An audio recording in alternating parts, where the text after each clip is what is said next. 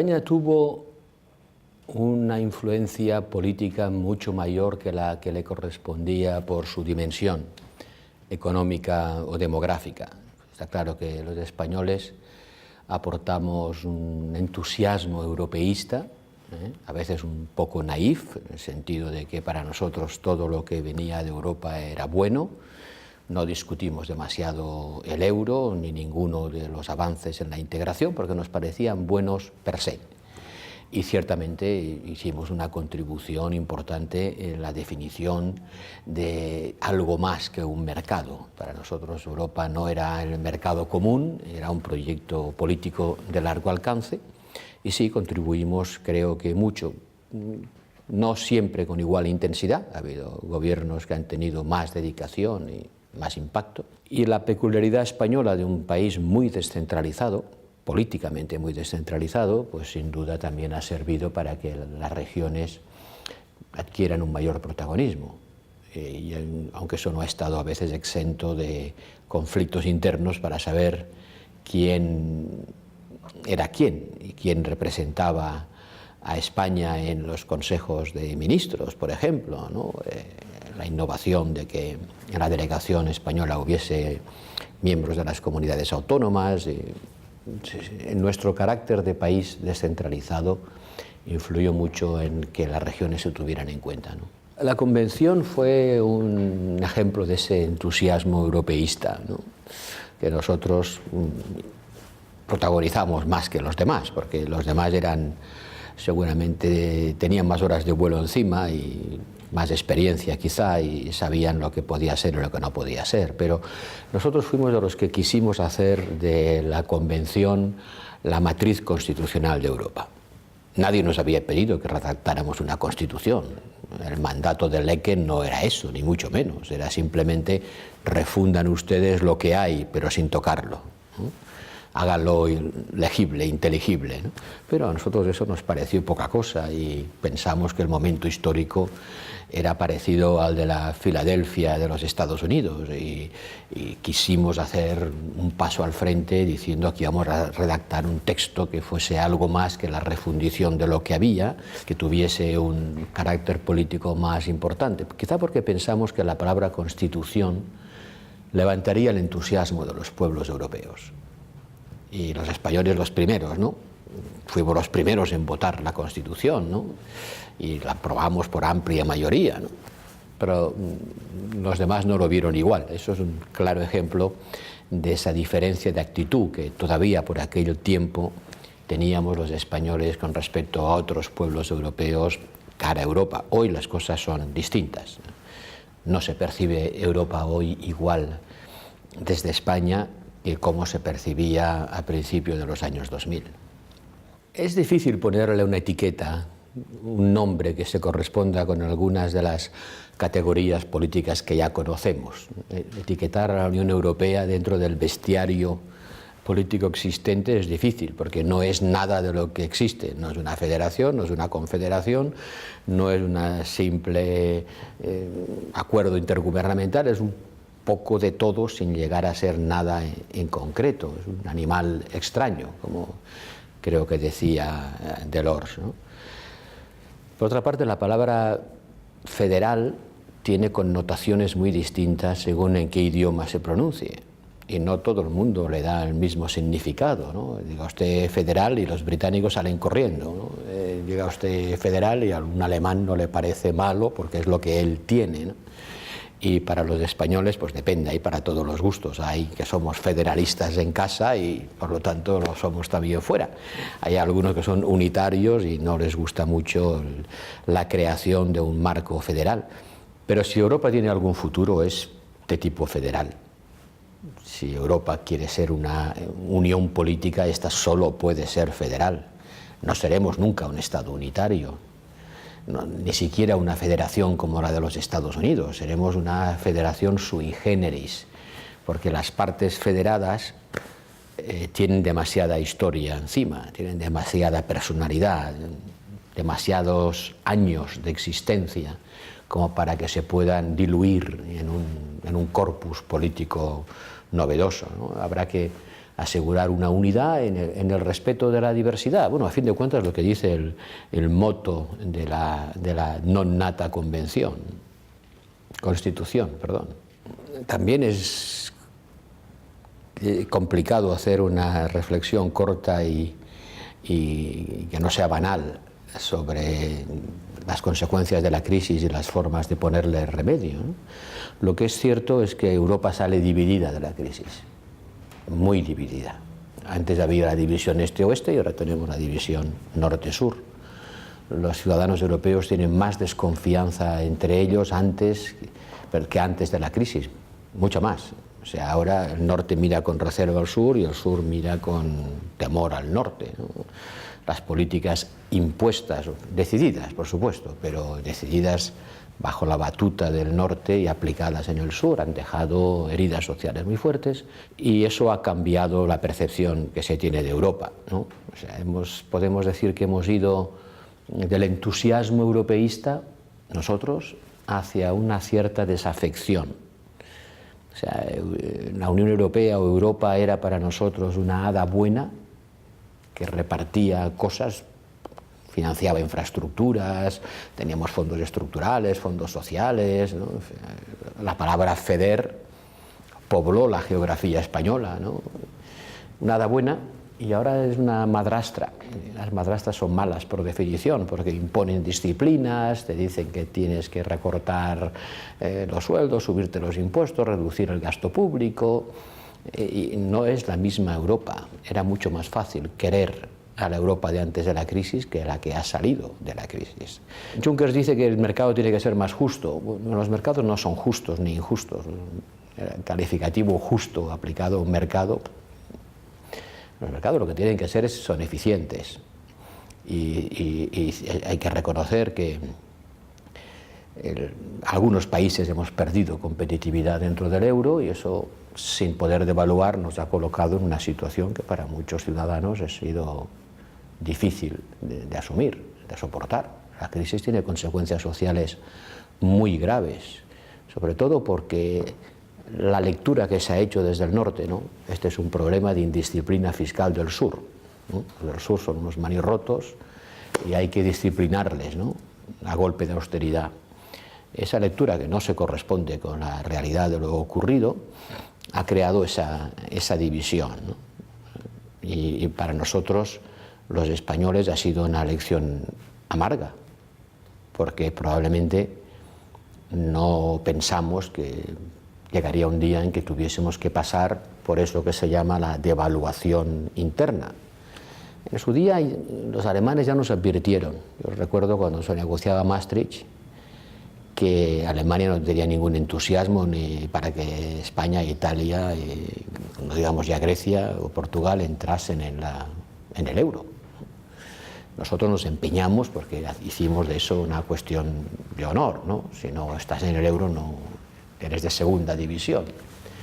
Hicimos bien en querer estar, pero probablemente nos extraímos todas las consecuencias de lo que implicaba formar parte de una unión monetaria incompleta, como es la nuestra, una unión monetaria que solo tiene en común la moneda, pero que le faltan otras muchas más patas para que la silla se aguante. Y cuando ha soplado el viento y la silla se ha tambaleado, pues los que estábamos en la parte más débil hemos sufrido las consecuencias. El semestre europeo, el Fiscal Compact o el Tratado de la Coordinación Fiscal o el Six-Pack y el Two-Packs y el Pacto Euro Plus y todos los muchos y a veces redundantes instrumentos de los que nos hemos dotado para asegurar la disciplina fiscal, están bien, pero en el fondo son más de lo mismo. En el fondo es Maastricht Plus, es decir, hay que garantizar la disciplina fiscal. Y como ex post es difícil, pues hay que hacerlo ex ante y tiene usted que venir con sus presupuestos a cuestas y explicarlos y coordinarnos y poner multas, en fin. Todo lo que hemos hecho es reforzar el diseño inicial, reforzar la disciplina presupuestaria de los Estados. Y está bien que se haga, no estoy en contra, pero no basta. Hemos martilleado ese clavo y lo hemos hundido más, pero no hemos hecho todo lo que habría que hacer en los otros elementos de unión, ¿no? Y esta unión seguirá siendo una unión incompleta mientras no tenga algo más que compartir, que no sea la moneda y la disciplina presupuestaria. Convergencia económica exige armonización fiscal, exige transferencias de renta, exige una unión bancaria completa, exige mutualizar riesgos y como en el caso de la unión bancaria o en el caso de la deuda pública con los non natos eurobonos, casi todo queda por hacer. En algunas cosas hemos dado pasos balbuceantes, como en la unión llamada bancaria. No quiero menospreciar lo que se ha hecho, ¿no? Si nos hubieran dicho hace 3 años que tendríamos un mecanismo de estabilidad financiera dotado con 500.000 millones de euros, no nos lo hubiéramos creído, ¿no? Hemos dado mucho desde que Trichet se hacía el remolón en comprar unos pocos miles de millones de deuda pública en el mercado secundario a un Draghi que compra 90.000 millones al mes. Las cosas han cambiado mucho, un poco a la fuerza, pero con disciplina fiscal en el sentido de equilibrio presupuestario solo, el euro no será estable. Y ahí también los españoles tenemos mucho que aportar. ¿Quién mejor que nosotros para explicar lo que significa tener altos niveles de paro? En Estados Unidos el subsidio de paro es federal, no lo paga cada estado, lo paga la federación. La garantía de las cuentas corrientes bancarias es federal. La Reserva Federal compra la deuda, los bonos del Tesoro. Si queremos ser una unión monetaria completa, tenemos que tener esta clase de instrumentos. Estamos lejos, pero hay que seguir empujando en esa dirección y venciendo las reticencias que vienen por parte de los países que no quieren asumir esa mutualización de riesgos y esos mecanismos equilibradores automáticos. Tienen que ser automáticos. Si hay que reunir al Consejo Europeo cada 2 por 3 para que tomen decisiones por unanimidad, no vamos a ir a ninguna parte. El subsidio de desempleo funciona automáticamente. Y es lo que ocurre en Estados Unidos, y por eso el dólar es una unión monetaria que no tiene la debilidad que tiene el euro, ¿no? Algunos de los retos de los que tenemos que hacer frente a los europeos es claro por su propia naturaleza que no se pueden resolver al nivel de cada estado, ¿no? El cambio climático. El cambio climático es un fenómeno global, necesita una respuesta global, da igual lo que haga cada estado en particular. Y eso los europeos lo entendimos bien, y los españoles, yo recuerdo cuando era ministro de Medio Ambiente, cómo impulsamos en esa dirección, sin mucho éxito, todo hay que decirlo, porque pasó muchos años hasta que Europa asumió el liderazgo de la lucha contra el cambio climático. De hecho, hacer frente a los problemas globales es hoy quizá la única razón de ser de la Unión Europea, porque las viejas razones han muerto de éxito, se han resuelto y por lo tanto ya no son fuerzas que impulsen, ¿no? O sea, la paz, ¿no? La paz es un hecho que nadie considera reversible. Ninguno de mis estudiantes en la facultad cree que haya otro estado de las cosas diferente que la paz. No ha vivido nunca otra cosa. No puede imaginar que volvamos a una guerra entre europeos. Esto está superado. La reunificación alemana, pues también está hecha. La incorporación de los países del este también está hecho, ya acabado, pero está hecho. La Guerra Fría, superada. O sea, ¿cuáles esos driving forces, ¿no? Esos impulsos que generaron una dinámica de integración para hacer frente a un enemigo común, para asimilar a los países liberados del este, para rehabilitar a Alemania? Todo eso está hecho. Ya no es una fuerza movilizadora porque ya no es un objetivo, es una realidad. Entonces, ¿qué es lo que todavía justifica e impulsa más unión entre los europeos? ¿Para qué? Y yo creo que la respuesta es para hacer frente a la globalización, para hacer frente juntos a un mundo global donde los países pequeños tendrán poco que decir, ¿no? Ni siquiera el más grande de todos, Alemania, 80 millones de habitantes, es una gota de agua en el océano de una humanidad que tendrá 9.000 millones. Los europeos somos el 7% de la población mundial, 7% de la población mundial. Somos muy viejos, somos muy dependientes de la energía que importamos. Esos son retos globales, ¿no? Los demográficos, geopolíticos. ¿Cómo se hace frente a todo eso? ¿Cada uno por su cuenta o todos juntos? Mucho mejor todos juntos, más fuerza tendríamos, pero hace falta la voluntad de unirse. Y ese es el reto político, la voluntad de unirse para pesar en la globalización, para influir en el mundo global y no ser influido por él, ¿no? Europa no puede ser una gran Suiza, no puede ser una isla de prosperidad neutral, rodeada de muros que le aíslen del mundo convulso. Europa tiene que ser un actor, un agente, pero para eso tiene que unirse más y los ciudadanos lo tienen que entender. Y si no lo entienden así, el proyecto carecerá del apoyo político necesario para que pueda prosperar. La crisis de los refugiados no ha dado una buena imagen de Europa. Ciertamente la respuesta europea no ha estado a la altura de lo que se supone que son los valores que Europa defiende, ¿no? La imagen de muros que se levantan, personas que son rechazadas, decisiones de algunos gobiernos que van en contra de los valores de la Unión, claramente, y a veces más que en contra de los valores, en contra de las decisiones concretas tomadas por los órganos comunitarios, ¿no? Clara violación de las decisiones colectivas o incluso de los tratados. Mal, muy mal, muy mal. Pero eso es consecuencia de que Europa no es una unidad política. Eso es consecuencia de que todo el mundo ha intentado pasarle la pelota caliente al vecino, ¿no? Y si fuera una unión política, lo hubiéramos reaccionado de otra manera, hubiésemos actuado más, no diré generosamente, pero más de acuerdo con unas circunstancias en las que algunas personas llaman a nuestra puerta pidiendo protección y asilo y no se la hemos dado.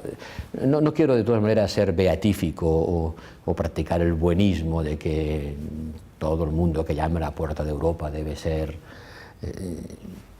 incorporado, alojado.